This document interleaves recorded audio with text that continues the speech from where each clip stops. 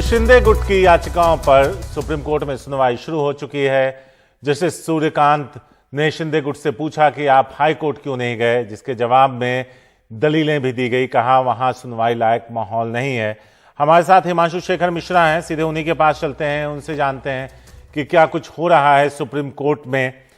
Himanshu, supreme court में क्या जो ब्रेक था, ब्रेक के बाद सुनवाई फिर से शुरू हो गई है। आशीष भार्गव अंदर से लगातार रिपोर्ट कर रहे हैं, दर्शकों को बताइए।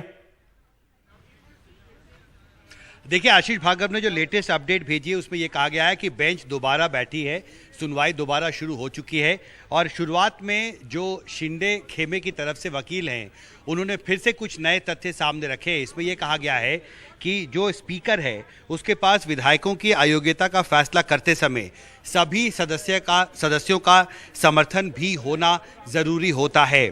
तभी वो फैसला कर सकते हैं। लेकिन यहाँ खुद स्पीकर ही अविश्वास के दायरे में है और ये इस ओर जिक्र, इसका इशारा उस ओर है कि जो डिप्टी स्पीकर हैं जिन्होंने 16 विधायकों के खिलाफ अयोग्यता का नोटिस दिया है और पहल शुरू की है उन्हें अयोग्य घोषित करने की, उनके खिलाफ अविश्वास प्रस्ताव जो खारिज किया गया है गलत तरीके से, वो अभी सदन में पेंडिंग है। और ऐसा लीडर, ऐसा व्यक्ति जिसके खिलाफ खुद अविश्वास प्रस्ताव का नोटिस है, वो किसी भी विधायक की अयोग्यता पर कैसे फैसला कर सकता है। ये बात सुनवाई के बाद जो अभी शुरू हुई है कुछ ही मिनटों पहले एकनाथ शिंदे खेमे की तरफ से उनके वकील ने रखी है और लगातार हमने देखा है करीब आधे घंटे सुनवाई हो चुकी है शारिक, और इन आधे घंटे में सबसे ज़्यादा अगर जो जिक्र है वो डिप्टी स्पीकर की भूमिका को लेकर है। उनकी तरफ से जो नोटिस जारी किया गया है विधायकों को, 16 विधायकों को, वो असंवैधानिक है, गैर कानूनी तरीके से उसे जारी किया गया। दूसरा, उनके खिलाफ अविश्वास प्रस्ताव का नोटिस है। ऐसा व्यक्ति जो खुद अविश्वास प्रस्ताव का नोटिस झेल रहा हो वो किसी भी विधायक की अयोग्यता पर कैसे फैसला कर सकता है। तीसरा, ये बात भी कही गई है कि हमारी सुरक्षा को लेकर खतरा है, क्योंकि ये सवाल बहुत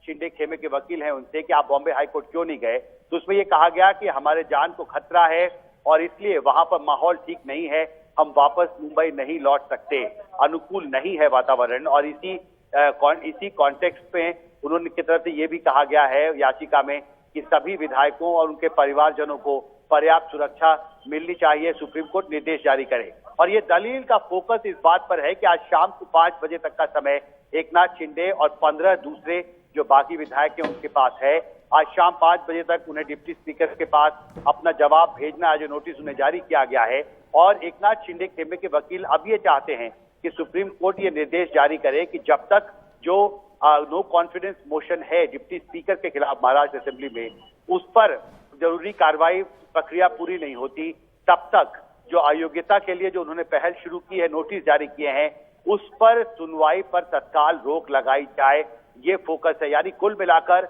जो अयोग्य घोषित करने की जो एक कोशिश, एक पहल की गई है, जो उद्धव ठाकरे खेमे की तरफ से अर्जी दी गई डिप्टी स्पीकर को, उसे कैसे रोका जाए, इस पर फिलहाल सबसे ज्यादा ध्यान है और सबसे ज्यादा फोकस है जो एकनाथ शिंदे खेमे के वकील है नीरज कौल उनका। शारिक,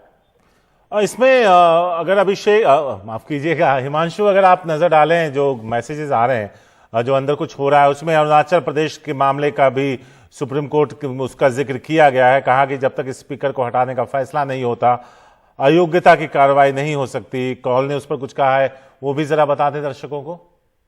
जी देखिए, आशीष भार्गव ने जो अभी ताजा जानकारी भेजी है उसमें यह कहा गया है कि शिंदे के वकील सुप्रीम कोर्ट के अरुणाचल प्रदेश मामले में दिए गए फैसले का जिक्र कर रहे हैं, अभी जो सुनवाई चल रही है उसमें, जिसमें यह कहा गया है कि जब तक स्पीकर को हटाने का फैसला नहीं होता अयोग्यता की कार्रवाई नहीं हो सकती। ये फैसला सुप्रीम कोर्ट ने अरुणाचल में जब राजनीतिक संकट हुआ था उस दौरान सुप्रीम कोर्ट ने यह दिया था। यानी सबसे महत्वपूर्ण बात यह है कि एकनाथ शिंदे खेमे की तरफ से उनके वकील ये दलील पेश कर रहे हैं सुप्रीम कोर्ट में कि जो डिप्टी स्पीकर है उनके खिलाफ ही अविश्वास प्रस्ताव का नोटिस है और वो जब तक प्रक्रिया पूरी नहीं होती तब तक वो कैसे किसी विधायक की अयोग्यता के बारे में कानूनी प्रक्रिया को आगे बढ़ा सकते हैं। और आशीष भार्गव ने एक और जानकारी भी भेजी है जिसमें यह कहा गया है कि एकनाथ शिंदे खेमे के जो वकील हैं नीरज कौल, उन्होंने ये कहा है अगर स्पीकर को हटाने पर फैसले से पहले अयोग्यता कार्रवाई हुई तो ये गंभीर पूर्वाग्रह होगा, यानी ये गलत होगा, ये संवैधानिकता के तहत अस्वीकार्य है। और यही उनकी रणनीति फिलहाल जो कानूनी रणनीति है एकनाथ शिंदे खेमे की, वो सुप्रीम कोर्ट में बहुत साफ दिख रही है। पिछले करीब आधे घंटे 35 मिनट में उनके वकील ने बार बार जो डिप्टी स्पीकर हैं जिनके खिलाफ अविश्वास प्रस्ताव का नोटिस है उसको बार बार मेंशन किया है और ये दलील पेश की है कि जो उनकी तरफ से बागी विधायकों को अयोग्य करार देने की जो कानूनी प्रक्रिया शुरू की गई है, 14 दिन का समय मिलना चाहिए था, सिर्फ 2 दिन का समय दिया गया। सुबह बैठक बुलाई गई, शाम को कहा गया सबको शामिल होना होगा। उसके अगले ही दिन 23 तारीख को शिवसेना की तरफ से अयोग्यता की प्रक्रिया को शुरू करने के लिए अर्जी दे दी गई। सब कुछ बहुत जल्दबाजी में किया है, गैर कानूनी तरीके से, असंवैधानिक तरीके से। जो महाराष्ट्र असेंबली के डिप्टी स्पीकर हैं उन्होंने एकनाथ शिंदे और उनके जो 7 जो विधायक हैं उनको अयोग्य घोषित करने की प्रक्रिया की है, जिस पर तत्काल रोक लगनी चाहिए। और इसका बिल्कुल राजनीतिक संदर्भ ये है कि शाम को 5 बजे तक डिप्टी स्पीकर ने समय दिया हुआ है 16 विधायकों का, और ये उसके पहले एकनाथ शिंदे खेमे की ये पूरी कोशिश है कि सुप्रीम कोर्ट अपनी तरफ से इस अयोग्यता की प्रक्रिया जो है उस पर तत्काल रोक लगाए और पहले ये फैसला हो कि अयोग्य घोषित करने का जो अधिकार जिस डिप्टी स्पीकर के पास है, क्या वो विश्वास के योग्य है या नहीं, पहले इस पर फैसला हो जाए। शारी हिमांशु, शुक्रिया आप हमारे साथ जुड़े।